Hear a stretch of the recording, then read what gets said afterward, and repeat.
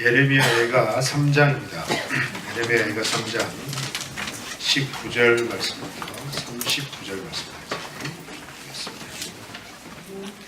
예레미야가 3장 19절부터 39절 말씀까지 다 같이 함께 읽습니다. 내 고초와 재난 곧 수고와 담대집을 기억하소서. 내 마음이 그것을 기억하고 내가 낙심이 되오나 그것을 내가 내 마음에 담아두었더니 그것이 오히려 나의 소망이 되었사오니 여호와의 인자와 긍휼이 무궁하심으로 우리가 진멸되지 아니함이니이다. 이것들이 아침마다 새로우니 주의 성실하심이 크시도소이다. 내 심령에 이르기를 여호와는 나의 기업이시니 그러므로 내가 그를 바라리라 하도다. 기다리는 자들에게나 구하는 영혼들에게 여호와는 선하시도다. 사람이 여호와의 구원을 바라고 잠잠히 기다림이 좋도다. 사람은 젊었을 때에 멍에를 메는 것이 좋으니 혼자 앉아서 잠잠할 것은 주께서 그것을 그에게 배우셨습니다. 그대의 입을 땅의 티끌에 댈지어다. 혹시 소망이 있을지어다. 자기를 치는 자에게 뺨을 돌려대어 치욕으로 배불릴지어다. 이는 주께서 영원토록 버리지 아니하실 것이며 그가 비록 근심하게 하시나 그의 풍부한 인자심에 따라 긍휼히 여기실 것입니다. 주께서 인생으로 고생하게 하시며 근심하게 하심은 본심이 아니시도다. 세상에 있는 모든 갇힌 자들을 발로 밟는 것과 지존자의 얼굴 앞에서 사람의 재판을 웃게 하는 것과 사람의 송사를 억울하게 하는 것은 다 주께서 기쁘게 보시는 것이 아니로다. 주의 명령이 아니면 누가 이것을 능히 말하여 이루게 할 수 있으랴. 화와 복이 지존자의 입으로부터 나오지 아니하느냐. 살아있는 사람은 자기 죄들 때문에 벌을 받나니 어찌 망하냐. 아멘. 예레미야 애가 묵상이 시작이 됐죠. 예레미야 애가에 대한 이야기를 우리가 살펴보려면 먼저 예레미야 애가에 대한 이해가 있어야 합니다. 사실 익숙하지 않죠. 예레미야 애가, 그죠? 이제 여기에서 애가라고 하는 말은 탄식한다 이런 뜻입니다. 그리고 이 예레미야 애가는 5개의 시로 이루어져 있어요. 그러니까 우리가 지금 딱딱하게 읽었지만 사실 이건 시입니다. 시. 그래서 이제 우리 기독교에서 이렇게 정리해 놓은 구약 성경에서는 예레미야 애가가 예레미야를 이어서 역사서로 기록이 되어 있고 분류가 되어 있지만 원래 유대교는 그들의 주장하는 어떤 분류 중에 하나가 뭐냐면 성문서, 그러니까 시편으로 시나 이런 거 있잖아요. 성문서로 분류가 되어 있어요. 근데 이제 성문서는 여러 가지 종류로 우리가 분류가 될 수 있는데 유대 백성들에게 그 의미가 있는 성문서를 따로 이렇게 모아놓은 그 성문서를 메길롯이라고 하는 표현으로 이렇게 묶어놨는데 이 메길롯이라고 하는 성문서는 우리 성경에서 아가서, 룻기, 그 다음에 여기 예레미야 애가, 그리고 전도서, 에스더 이렇게 기록이 되어 있어요. 또 특이한 게 에스더가 또 성문서로 이렇게 지정이 되어 있죠. 그 차이는 뭐냐면 이 메길롯이라고 하는 성문서는 아무 때나 이렇게 불리워지는 노래가 아니고 특별한 절기 때 모든 사람들이 모여 있을 때 낭송이 되는 그런 시들로 구성이 되어 있습니다. 오늘날 예배 형식으로 보자면 우리 교회는 그런 이제 전통적인 그런 예배를 드리지 않기 때문에 순서에 따른 예배를 드리지 않기 때문에 이해를 못 하실 수도 있지만 아마 이제 교회를 오랫동안 다닌 청년들은 이해할 수 있을 거예요. 낮 예배 때 교동문 같은 거, 그죠? 그 다음에 이제 그 교동문 말고 교동문 중에서 그냥 쭉 말씀을 이렇게 교독하긴 하지만 예를 들어서 이제 곧 다가오는 종료주일, 부활주일 그때는 특정한 본문을 읽잖아요, 그죠? 이제 그런 형식이라는 겁니다. 특별히 이제 애가는 유대의 절기 가운데 대금식일, 이 금식이라고 이 금식을 하는데 그냥 대금식이 있대요. 근데 이 절기는 어떤 거냐면 이스라엘 백성들이 그들의 역사 가운데서 하나님의 진노의 심판을 받아서 고통을 당하게 된 것을 지금 현재 내가 금식하면서 그때의 일을 기억하는 거예요. 그래서 이제 동일한 그런 죄에 빠지지 않기를 의도하는 거죠. 이 대금식일 때 성전에서 불리웠던 이렇게 노래가 이 애가서입니다. 그러니까 이제 이 애가서를 읽을 때는 어떻게 읽으셔야 되냐면 시처럼 읽으셔야 돼요. 특별히 이제 오늘 본문 말씀도 여러분 읽으시다 보면 어록과 같은 말씀이 등장하죠. 근데 기억하세요. 이 배경을 이해한다면 이건 어록이 될 수가 없어. 긍정적인 의미로. 무슨 의미죠? 굉장히 고통 가운데서 고백하는 내용들이란 말이에요. 근데 이제 우리는 이걸 잘 모르고 예를 들어서 33절 같은 거 주께서 인생으로 고생하게 만드시며 근심하게 하시면 본심이 아니시로다. 이렇게 딱 읽으면 그래 맞아. 하나님의 마음은 이게 내 삶에 고생을 없이 하시는 거구나. 근심하지 않게 나를 늘 평안 가운데 인도하시는구나. 이렇게 착각할 수 있어요. 이 말의 전제는 이미 고생과 근심이 깊게 들어가 있다는 거예요. 그러면 에레미야 애가의 배경, 구체적인 배경은 뭐냐면 예루살렘이 완전히 멸망한 직후입니다. 그런데 멸망을 당해서 단순히 슬픔을 노래한 게 아니고 이 에레미야 애가에서는 멸망당할 때 당했던 상황들을 구체적으로 복기를 해요. 그럼 그 상황들이 어떤 상황이냐? 열왕기하 25장에 그 구체적인 상황들이 기록이 되어 있어요. 나중에 여러분이 기억나신다면 읽어보세요. 열왕기하 25장. 바벨론에 의해서 예루살렘이 멸망당했을 때 예루살렘이 어떤 상황에 처해 있었는가? 2년 동안 포위를 당합니다. 2년 동안 포위를 당하면서 이 예루살렘 성 안에 일어난 일들에 대해서 상세하게 기록하고 있어요. 크게 분류하자면 일단 처음에 포위 당했을 때는 별 걱정이 없었겠죠. 근데 이제 시간이 지나면서 완전 포위를 당했기 때문에 양식이 떨어지기 시작합니다. 이제 극심한 굶주림이 오죠. 그래서 이제 이 굶주림이 어느 정도 지속이 되냐면 비축했던 물량들이 다 떨어지면서 심지어는 이제 아이들을 잡아먹는 그런 순간까지 가는 거예요. 그래서 이제 열왕기하 25장에서는 어떤 것 얘기까지 나오냐면 오늘은 너희 집 아이를 잡아먹자. 내일은 우리 집 아이를 잡아먹자. 이런 식의 얘기가 나와요. 고통스럽죠? 이렇게 얘기하지만 우리는 경험해보지 않았기 때문에 이런 고난을 가늠할 수 없어요. 그렇죠? 그 얘기를 하는 거예요. 그 다음에 이제 먹을 것도 문제지만 식수가 문제예요. 바벨론 군대가 포위를 하면서 예루살렘의 지역적인 특성상 어디서 물이 흘러내려오지 않습니다. 왜냐하면 예루살렘 자체가 요새예요. 높은 곳에 위치한 그 주변의 지형보다 높습니다. 그래서 이제 예루살렘의 식수는 여러분이 잘 아는 신약 성경에도 나오죠. 실로암 못이랄지 기온샘이랄지 이런 곳에서 이렇게 솟아나오는 물에 의지할 수밖에 없어요. 그런데 이 물길을 막아버려요. 메워버린다 이 말이에요. 그러다 보니까 이제 마실 물도 없는 거죠. 비 오는 빗물 받아서 먹으면 되겠네요. 예루살렘 지역은 연간 평균 강수량이 500mm도 안 됩니다. 아주 건조한 지역이에요. 대신 아침에 충분한 이슬이 내리죠. 그러니까 문제는 뭐냐면 이렇게 마실 식수가 부족한 거예요. 그러다 보니까 우리가 상상할 수 있는 물이 없음으로 당하게 되는 고통들. 여러분들 알아서 상상해 보세요. 근데 그것보다 훨씬 깊은 불편함이 계속됐어요. 2년 동안. 그리고 이제 결국은 함락이 되잖아요. 함락이 되니까 여러분 고대 전쟁에 대한 상식이 있으시죠? 그냥 이렇게 전쟁이 시작되기 전에 항우를 벌리다가 항복해라. 그러면 내가 너희들을 다 생명도 보장해주고 대우를 해줄게. 그래. 실제로 그래요. 싸우지 않고 항복하잖아요. 그럼 형제가 되는 거야. 그러면서 이제 어떻게 돼요?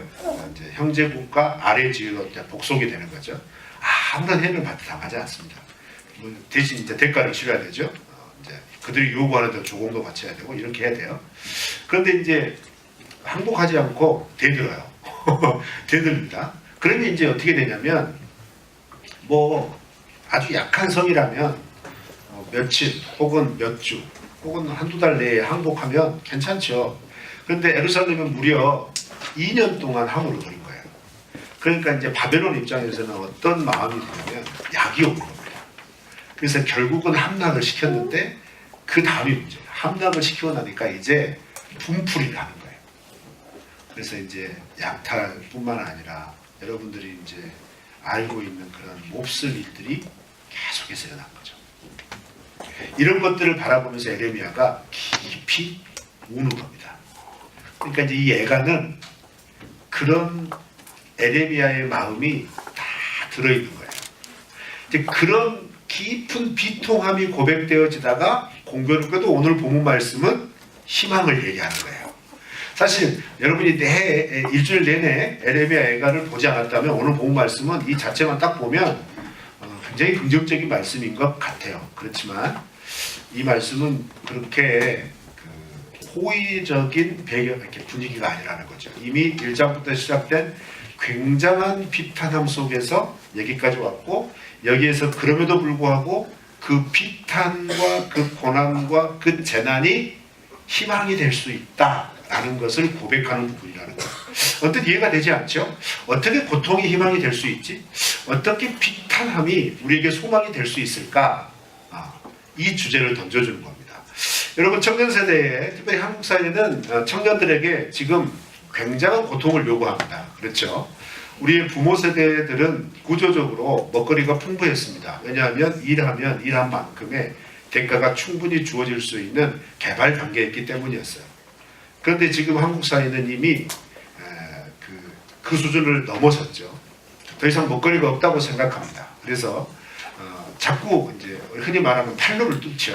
여러 가지 이제 새로운 신성장 산업을 발굴한다 어쩐다 하면서 계속해서 시도를 하지만 이미 이 한국 사회는 가진 자들의 철저한 기득권 때문에 더 이상 부의 재분배가 이루어지지 않아요. 시간이 지나갈수록 빈익빈 부익부가 가속화될 겁니다. 목사님 이렇게 부정적인 말씀을 하세요. 부정적인 게 아닌 현실입니다. 현실이에요. 그리스도인은 항상 긍정적으로 살아야 된다는 거 맞아요. 그렇지만 긍정적으로 산다는 건 내 관념이나 내 감정이 긍정적이어야 한다는 게 아니고 하나님의 인도하신 하나님에 대한 신뢰가 긍정적이어야 한다는 의미예요. 그렇기 때문에 내가 지금 살고 있는 세상과 사회에 대한 기본적인 시각을 가지고 있는 게 굉장히 중요한데, 한국 사회는 굉장히 불공정한 사회고, 이런 불공정한 사회에서 나오는 결과는 굉장히 불합리한 결과들이 많이 있습니다. 지금 계속해서 일어나고 있는 지도층 권력층에 대한 재판들, 그죠? 이런 것들은 이런 사회의 민낯들이 점점 부각되고 있는 과정에서 나타난 필연적인 결과일 수밖에 없는 거예요. 그런데 문제는 이런 구조가 고착화된 시대에 우리가 살고 있다는 거예요. 그래서 청년들에게는 희망이 없습니다. 지금 2018년에 들어서 가장 큰 이슈가, 여러분은 잘 모르시겠지만, 여러분과 체감되지 않아서 잘 모르실 수 있지만 이미 2018년도에 인구 절벽이 시작이 됐다고 해요. 그리고 출산율은 우리가 생각하고 있는 것보다 훨씬 심각합니다. 연 40만 명 이하로 떨어졌어요. 우리 인구가 6천만 명에 가까워져 가고 있는데 신생아가 1년에 태어난 인구가 40만 이하예요. 심각한 겁니다. 그런데 이렇게 된 이유를 어른들은 이놈들이 노력하지 않아서 그래. 그렇게 그런 환경 속에서도 노력하면 되지 이렇게 얘기하지만 우리 한국 사회 구조는 노력해도 안 되는 구조가 돼버린 거예요. 그렇기 때문에 취업도 잘 되지 않을 뿐더러 취업이 됐다 할지라도 하나의 어떤 우리가 흔히 얘기하는 획기적인 변화가 될 수 있는 환경 자체가 되지 않아요. 그러면 이런 사회를 바라보면서 대다수의 젊은이는 어떻게 바라볼 수 있을까요? 생각할까요? 당연히 소망이 없다고 그러죠. 희망이 없다고 그러죠.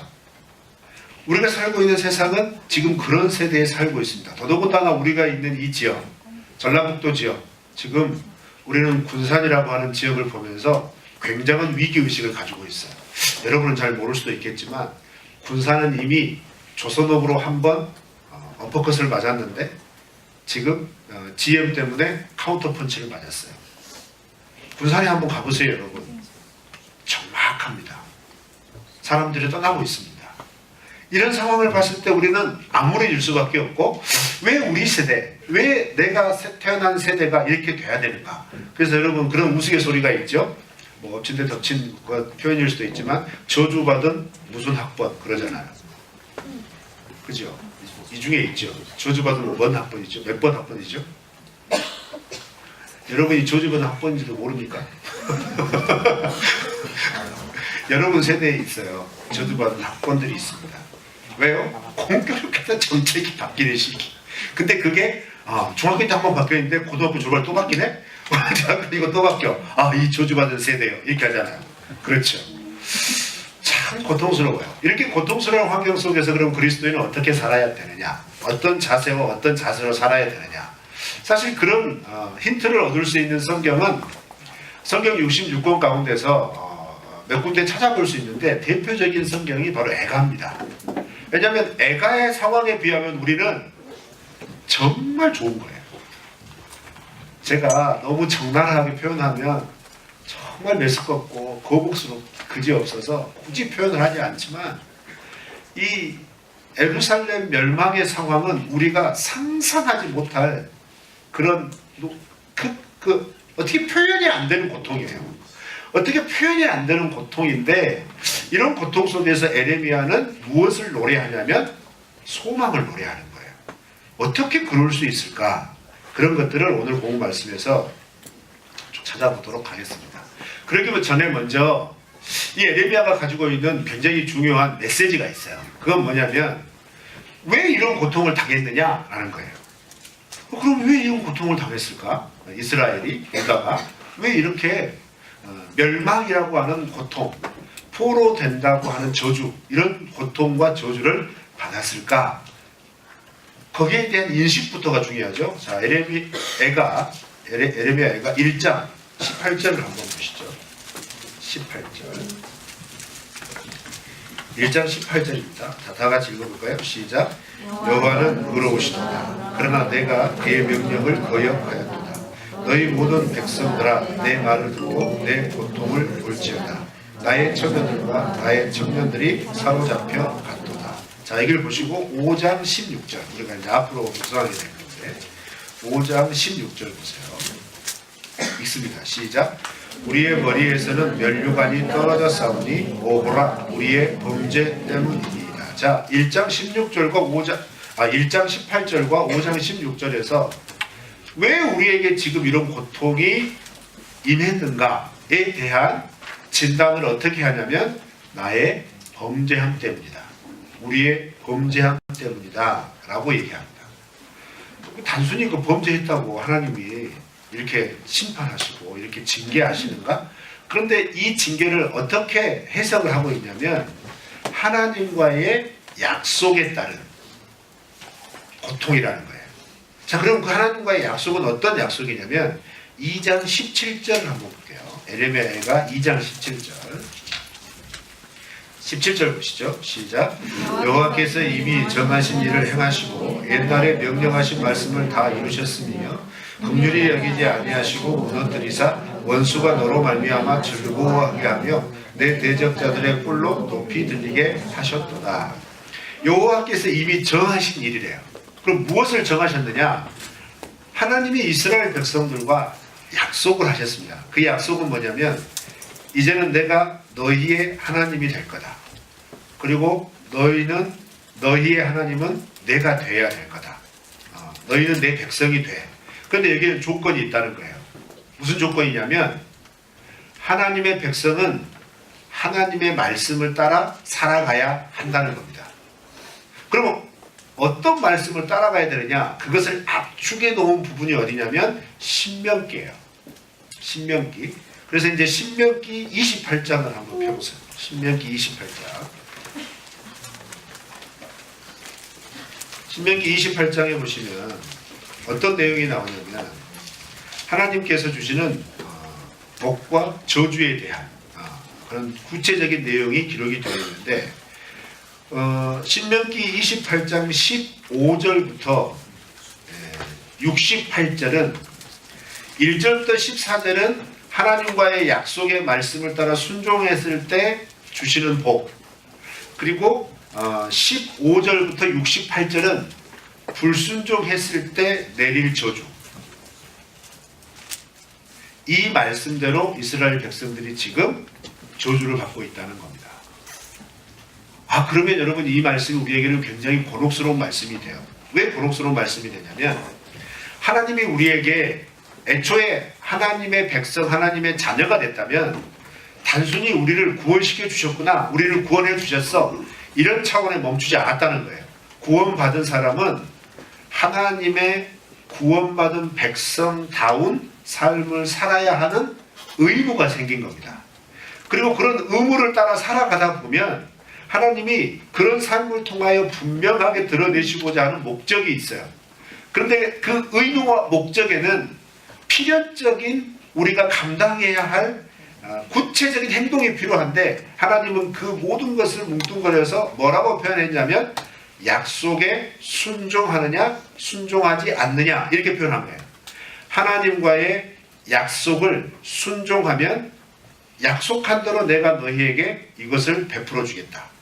그러나 이 약속을 너희가 거부하고 불순종했을 때 이 약속을 맺음으로써 너희가 감당해야 할 약속의 대가, 약속의 무게, 그게 뭐냐면 심판이라는 거예요. 저주라는 겁니다. 그러니까 여러분, 성경을 알아가면 알아갈수록 우리는 하나님과의 관계에 있어서 매우 실제적이어야 한다는 사실을 늘 깨달아야 합니다.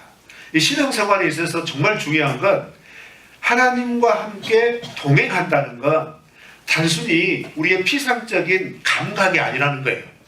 실제적인 삶 속에서 이행해서 나와야 할 삶이어야 한다는 겁니다. 그런데 이런 삶을 살지 않게 되면 하나님이 어떻게 하시겠다라고 하는 것을 이미 정해 놓으신 거예요. 그래서 에레미야 애가에서 방금 읽었던 1장 18절이나 5장 16절에서 뭐라고 얘기하죠? 예전에 이미 말씀하셨던 대로 우리가 죄를 범함으로 그때 약속했던 약속의 대가가 지금 나타난다는 거예요. 그러면 여러분, 연대상으로 봤을 때 신명기와 지금 유다가 멸망하는 이 시점은 대략 어느 정도의 그 시차가 있냐면 약 2000년 정도의 시차가 있습니다. 1500년 정도의 시차가 있어요. 2000년에 가까운. 그런데 여러분, 이게 뭘 의미하는 거예요? 그렇게 약속을 하고 여기까지 다가오는 그 무수한 시간 동안에 이스라엘 백성들이 순종하는 것보다 불순종했던 것들이 훨씬 많았다는 거예요. 더더군다나 우리가 에레미야를 예전에 묵상을 했죠. 애가 말고 에레미야요. 에레미야의 중요한 지적이 뭐예요? 너희들이 북이스라엘의 멸망을 보고서도 북이스라엘의 멸망의 길을 따라가는구나, 이거예요. 그래서 에레미야의 메시지의 선포는 뭐냐면 이미 정해진 메시지를 선포하는 거야. 그 말은 뭐냐면 너희들은 멸망당한다라는 거예요. 그런데 이 반면에 다른 선지서들, 이사야부터 시작해서 다른 선지자들의 선지서에서 나오는 선포의 메시지의 핵심은 뭐냐면 전제 조건이에요. 지금이라도 빨리 그 죄에서 다시 돌아와라. 그러면 너희들은 멸망당하지 않는다. 다시 돌아와야 돼? 멸망당하지 않을 거야. 이렇게 말했어요. 그런데 이 메시지를 북이스라엘은 안 들은 거예요. 그래서 어떡하죠? 남유다가 멸망하기 전 120년 전에 먼저 멸망을 당한 거예요. 에레미야는 그렇게 120년 전에 멸망당한 북이스라엘을 딱 꺼내들면서 봐라. 하나님이 우리와 약속한 약속대로 우리에게 이렇게 불순종하면 심판하시겠다고 하시지 않았느냐? 그런데 왜 너희는 여전히 불순종하느냐? 이거예요. 구약에 이런 얘기를 듣다 보면 우리의 마음속에 어떤 마음이 들어야 되냐면 굉장한 두려움이 있어야 돼요. 왜요? 그리스도인의 삶을 하나님께서 이와 같이 분명히 심판하실 때가 있거든요. 이건 그러지 않을 거야. 하나님은 은혜스러우시고 사랑도 많으시고 나를 늘 보살펴 주시는 분이시니까 그러지 않으실 게지, 이렇게 생각할 수 있어요. 그러나 아니에요. 정확하게 심판을 인식하고 있어야 합니다. 왜 그렇죠? 심판을 인식하지 않는 인생은 교만합니다. 교만해질 수 있어요. 왜요? 나의 본분을 쉽게 저버릴 수 있거든요. 여러분, 에레미야 애가는 이처럼 무거운 주제를 가지고 얘기를 하고 있는 거죠. 그런데 그럼에도 불구하고 에레미야는 지금 이 고난에 대한 고백을 하면서 그 고난의 원인을 나에게서 찾는 거예요. 하나님이 나에게 심판하셨다 이런 관점이 아니고 내가 하나님과의 약속을 저버렸다라는 거예요. 그런데 이 고백에는 그렇기 때문에 어떤 희망이 들어져 있냐면, 불순종해서 심판이 왔다면 지금이라도 돌이켜서 순종한다면 뭐가 있다는 거죠? 하나님의 인도하심과 보호하심이 회복될 수 있다는 전제가 있다는 거예요. 그래서 이러한 선지서를 읽을 때 우리가 늘 놓치지 말아야 할 관점은 뭐냐면, 우리는 심판을 굉장히 고통스럽게 받아들일 수 있지만 하나님 편에서는 이 심판은 어떤 과정이냐면 어그러지고 망가진 것을 다시 돌이키는 과정이라는 거예요. 이렇게 다시 돌이키는 과정이 없다면 우리가 하나님과의 신앙생활을 온전하게 함께 할 수 없어요. 그래서 여러분의 인생사에서도, 개인사에서도 하나님이 여러분의 신앙을 한 번씩 만지실 때가 있어요. 의도하지 않게 여러분의 삶에 개입하셔서 하나님을 찾도록 만드시는 그러한 개입이 있단 말이에요. 평소에는 별로 이렇게 하나님을 의식하지 않고 살지만, 아유, 이거 기도라도 해야 되는 거 아니야? 이럴 때가 있단 말이에요. 이러지 말고 하나님 앞에 작전 기도라도 해야 되겠다. 이러지 말고 나 정말 예배라도 회복해야지. 이런 뭐예요? 마음에 경고로 받아들이는 일이 일어날 때가 있단 말이에요. 그쵸? 그건 어떤 의미라는 거죠? 그것은 우리가 아직은 하나님의 은혜 안에 있고 그 은혜로 살아갈 수 있다는 소망이 있다는 거예요. 왜요? 하나님이 만약 저와 여러분을 포기하셨다면 우리의 마음속에 그런 생각조차 들지 않게 해요. 그냥 내버려 두시는 거예요. 그래서 여러분, 성경에서 말하는 하나님의 가장 강력한 심판이 뭐냐면 다른 거 아니에요. 매를 때리는 거 아닙니다. 성경에 하나님의 심판의 종류를 일일이 들자면 병에 걸리는 거 아닙니다. 전쟁 속에 내가 던져지는 거 아닙니다. 굶주림 가운데 처하는 거 아닙니다. 흉년이나 가뭄이나 홍수 가운데 내가 던져지는 거 아닙니다. 하나님의 가장 큰 심판은 뭐냐면 하나님의 어떤 감동도 느껴지지 않는 거예요. 그걸 육이라고 그래요. 내 버려버렸다는 거죠. 내가 더 이상 상관이 없다 이겁니다. 그런데 여러분, 감사하게도 우리들은 다 수준의 편차는 다르겠지만 하나님에 대한 경각심이 들 때가 있죠. 없어요? 있죠. 나 이래서는 안 돼. 정신 차려야지. 이런 마음 조금이라도 들 때가 있습니까? 없습니까? 있죠. 그게 소망이라는 거예요. 그래서 그리스도인은 소망을 따라 살아간다라는 의미가 뭐냐면, 내가 생각했을 때 나의 삶이 아무리 내가 가지고 있는 기준으로 엉망이고 진짠이어도 하나님이 그 인생을 포기하지 않았을 때 내 삶에 나타나는 사인은 뭐냐면 하나님을 찾아야겠구나 라고 하는 마음을 잃어버리지 않는 거예요. 교회라도 나가봐야지 이런 생각을 저버리지 않는 거예요. 근데 문제는 뭐죠? 그런 하나님의 자극은 결국은 우리에게 무엇을 요구하시냐면, 내가 하나님의 그런 자극을 통해서라도 하나님 앞에 기꺼이 돌아와야 한다는 전제가 붙어 있는 거예요. 만약 이런 길을 내가 외면하고 또 외면한다면 어떤 일이 벌어질까요? 에레미야가 지금 슬퍼하고 고통스럽게 이야기하고 있는 애가의 상태가 벌어질 수 있어요. 그런데 애가 말씀은 그런 상태라도 희망이 있다는 거예요. 왜 희망이 있느냐? 오늘 본 말씀에서 그것을 힌트를 주는데, 자, 19절부터 20 과 재난 곧 쑥과 담즙을 기억하소서. 내 마음이 그것을 기억하고 내가 낙심이 되었다. 이것을 내가 내 마음에 담아두었더니 그것이 오히려 나의 소망이 되었사오면 여호와의 인자와 긍휼이 무궁하심으로 우리가 진멸되지 아니함이니이다. 자, 19절을 시작하면서 에레미야는 이렇게 고백합니다. 지금 내가 당하고 있는 고초와 재난은 쑥과 담즙과 같다. 이렇게 얘기해요. 여러분, 쑥, 담즙, 그러면 어떤 이미지죠? 그냥 쓴 게 아니죠. 여러분, 생쑥을 한번 입에다 넣어보셨어요? 생각도 안 해봤죠? 여러분처럼 이렇게 도시에 사신 분들은 이런 경험을 안 해보셨을 거야. 근데 저처럼 이제 시골에서 태어난 사람은 이런 경험 잘하거든요. 뭣도 모르고, 그래? 무슨 맛일까? 한번 탁 먹어보는 식물들이 부지기수로 많습니다. 어떤 건 잘 모르고 먹었다가 막 부어요. 왜 그럴까요? 족초니까. 특별히 이런 유혹은 버섯을 볼 때 많이 일어나죠. 산에 놀러 갔다가 어떻게 하죠? 버섯을 보면 여러분, 먹을 수 있는 버섯은 의외로 못생긴 버섯입니다. 그죠? 근데 눈에 보기에 보암직하고 먹기에 먹음직한 버섯은 어떤 버섯이죠? 어떻게 잘 알아요? 안 먹어봤으면서. 독버섯이죠. 그렇죠? 똑같아요. 근데 에레미야는 지금 자기의 상태를 그렇게 굉장히 쓰디쓴 상태로 표현하는데, 유대인들에게 아마 쑥과 담즙이 자기들의 정서에서 가장 쓴 것이다라고 생각하는 것 같아요. 그 말은 뭐예요? 이 쓰디쓴 고통의 최고치에 있다는 거예요. 그런데 그런 상황에서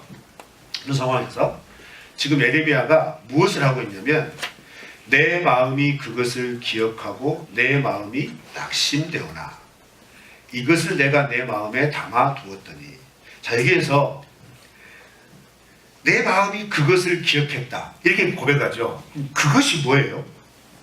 이 본문만 보면 쑥과 담즙인가? 이렇게 생각할 수 있는데 그게 아니고, 여기에서 그것은 다른 게 아니고 하나님과의 언약의 말씀이에요. 앞부분에서 고백한 내용을 압축한 거예요. 하나님이 지금 나와 맺은 약속, 언약, 그것을 내가 기억했다. 그리고 또 어떻게 표현하냐면, 그걸 기억할 때 내가 낙심이 됐다. 왜 낙심이 돼요? 내가 죄 지었으니까 지금 심판 당하고 있으니까 낙심이 된 거예요. 그런데 그 다음 절 22절 보면, 이것을 내가 내 마음에 담아두었더니 그것이 오히려 나의 소망이 되었은즉. 말이 안 되는 거예요. 지금 20절과 21절은 지금 정반대의 방향을 보고 있는 거죠. 20절은 하나님과의 약속의 말씀, 그 언약을 생각할 때 내가 지금 지은 죄 때문에 받고 있는 이 고통과 고난은 당연한 거니까 낙심이 될 수밖에 없어요. 그런데 보세요. 21절에는 뭐라고 얘기해요? 이것을 내가 내 마음에 담아두었더니. 그러면 여기에서 이것은 그 언약의 말씀이기보다 그 언약과 관계된 또 다른 거예요. 연결된 또 다른 건데, 그게 뭐냐면요, 이게 참 기가 막힌 거예요. 기가 막힌 건데 뭐냐면, 그런 고통 중에, 하나님의 진노의 심판 중에라 할지라도 하나님은 그런 상황 가운데 하나님을 찾는 자들에 대하여 어떻게 하시겠다라고 하는 또 하나의 하나님의 약속이 있어요. 또 다른 하나님의 약속이 있는 거예요. 여러분, 하나님의 진노가 광풍처럼 우리 가운데 임하고 있는데, 이 진노는 하나님의 약속과 관계돼서 불순종하고 죄악 가운데 있음으로 인하여 내가 지금 부딪히고 있는 거예요. 맞받아침을 당하고 있는 거죠. 그러니까 이 하나님의 광풍에서 내가 피할 길은 없는 거예요. 그런데 내가 스스로 피할 길은 없지만, 하나님의 이런 광풍과 같은 하나님의 심판이 쫙 내리칠 때, 그런 가운데서라도 하나님은 또 다른 약속을 주셨는데, 그것은 뭐냐면, 하나님의 성품은 그런 광풍과 같은 심판 가운데서도 어떤 자에게는 하나님이 이렇게 해주시겠다라고 하는 그 약속의 말씀을 또 다르게 기억한다는 거예요. 그럼 그게 뭐냐? 그게 뭐냐면요, 자, 출애굽기 34장을 찾아보세요. 출애굽기 34장 6절 7절입니다. 출애굽기 34장 6절 7절이에요. 여러분, 이거 밑줄 쫙 꺼놓으세요. 이거 굉장히 중요한 구절입니다. 왜 중요한 구절이냐면, 하나님이 이스라엘 백성들에게 당신은 어떤 존재다. 나의 성품은 이런 성품을 가지고 있어 라고 하는 걸 직접 스스로 밝히신 부분이에요. 출애굽기 34장 6절 7절 찾으셨어요? 자, 우리 다 같이 읽습니다. 시작.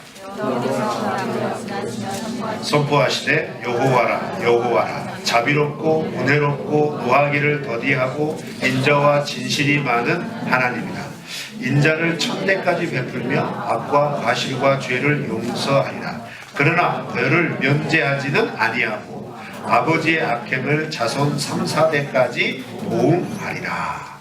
이게 하나님이 모세에게 직접, 모세와 이스라엘 백성들에게 직접 밝히신 하나님의 성품이에요. 자, 여기에서 6절과 7절은 정확하게 대비가 됩니다. 6절은 여러분이 너무 좋아하는 성품이에요. 그죠? 근데 7절은 여러분이 간과하고 있는 성품이에요. 그러면 6절의 성품은 여러분들이 너무 잘 알기 때문에 별다른 설명 필요 없어요. 여기에서 자비롭다, 은혜롭고 노하기를 더디하신다, 인자와 진실이 많으시다. 특별히 자비롭다라고 하는 것은 라훔이라고 하는 건데 끝이 없는 자비예요. 그러니까 여러분 보세요. 친구들과의 관계에서 친구에 대하여 참아주고 이해해주는 것, 여러분들은 한계치가 있죠. 한계치가 없는 표정으로 저를 보지 마세요. 다 압니다. 여러분 한계치 있습니다. 어떤 사람은 아예 없어요. 그래서 자기 기준을 알면 한 번도 봐주질 못해. 난리가 날 겁니다. 그렇죠? 어떤 사람은 참 그래도 레벨이 있어가지고 한 서너 번까지 이해를 해요. 근데 서너 번 넘어가면 어떻게 해요? 얘가 날 무시하나? 이렇게 되죠. 우리의 자비로움은 분명한 한계를 가지고 있다는 거예요. 그렇죠? 근데 하나님의 자비로움은 분명한 한계가 없어요. 하나님의 주권에 달려있는 거예요. 잘 들으세요. 한계가 없이 한없이 자비롭다 이게 아니에요. 하나님의 분명한 주권이 전제되어 있어요. 여기서 주권은 그럼 뭐냐? 그게 7절이에요.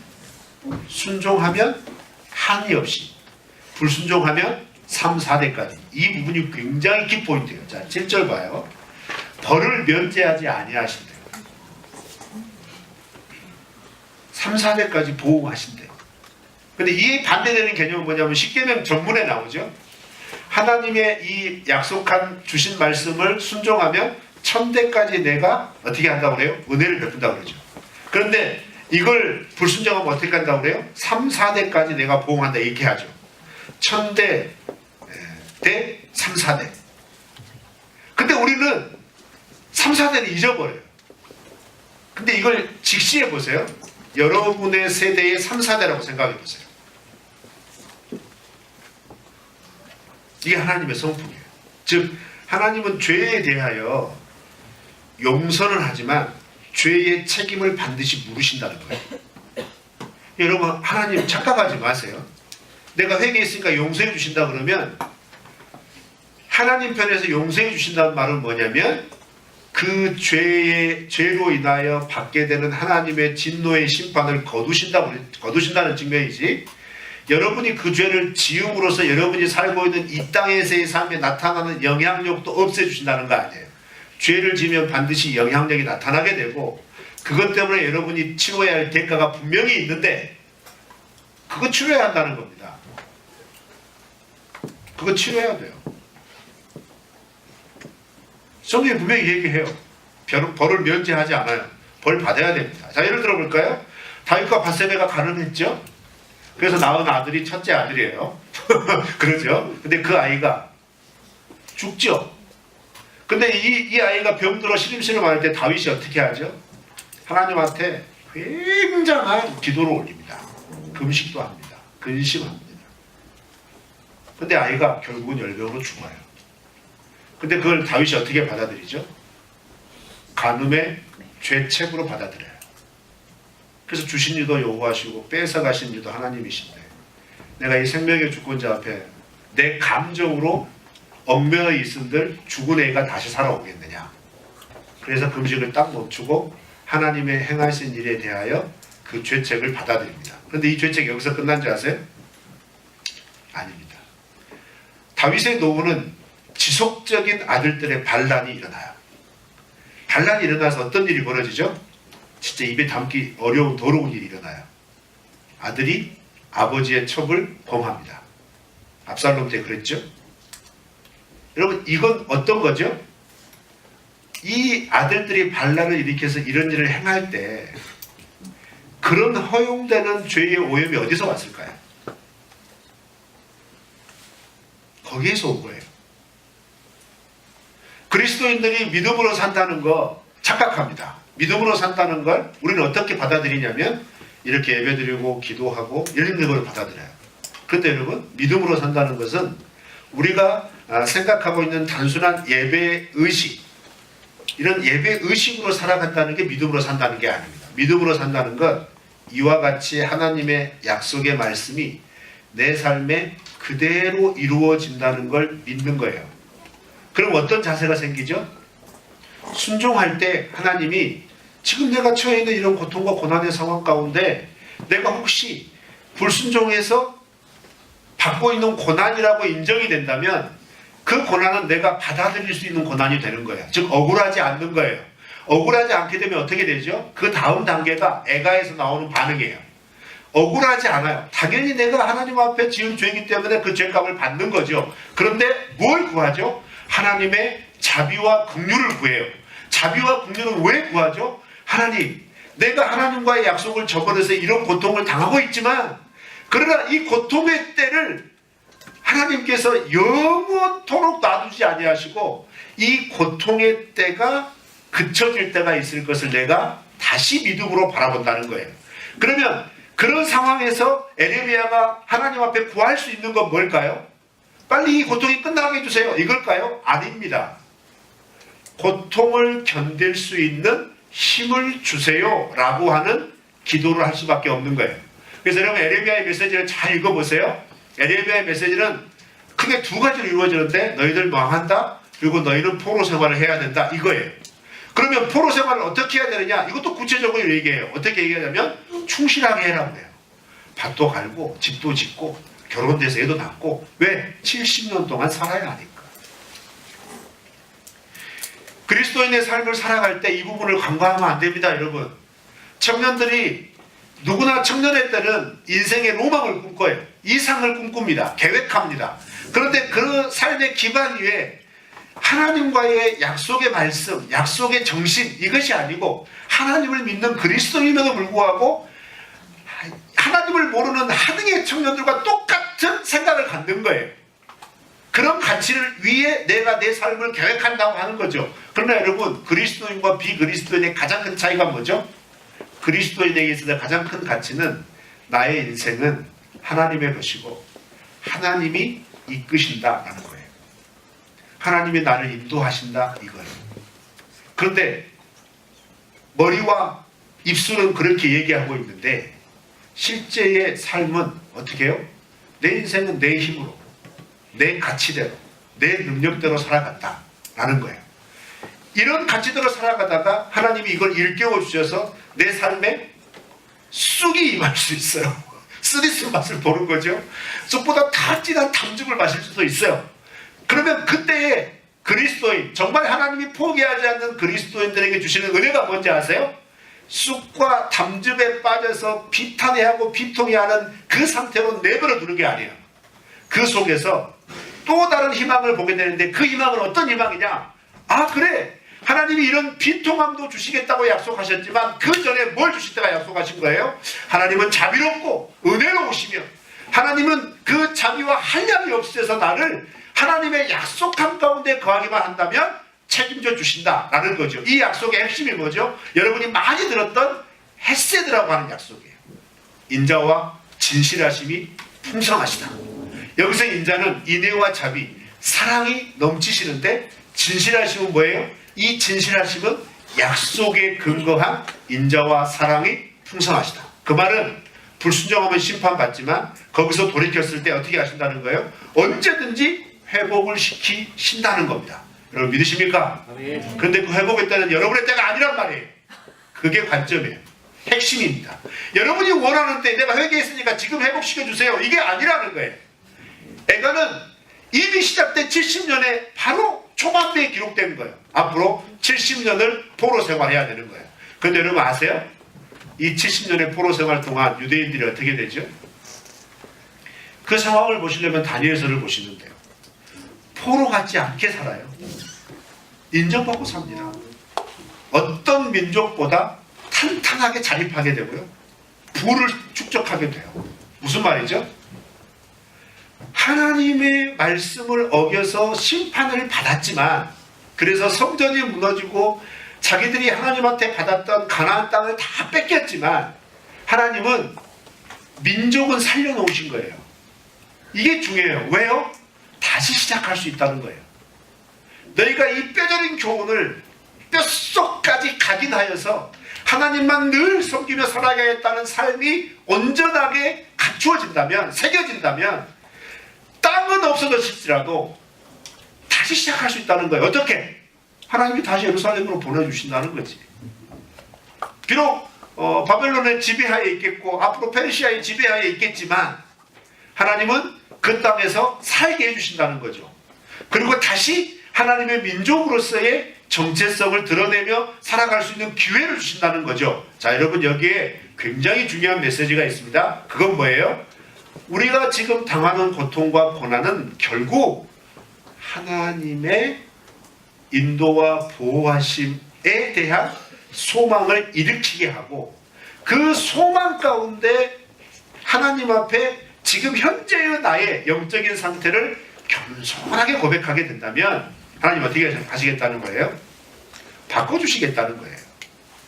여러분의 생각을 바꿀 거고 시각을 바꿀 거고, 그렇게 바뀐 생각과 시각 속에서 여러분이 바랬던 이상향은 내려놓게 되고 하나님이 심어주신 삶의 가치가 회복되어서 하나님이 기뻐하시는 삶을 살아가도록 이끌어 주시겠다는 겁니다. 여러분이 원하는 삶이 아니라요.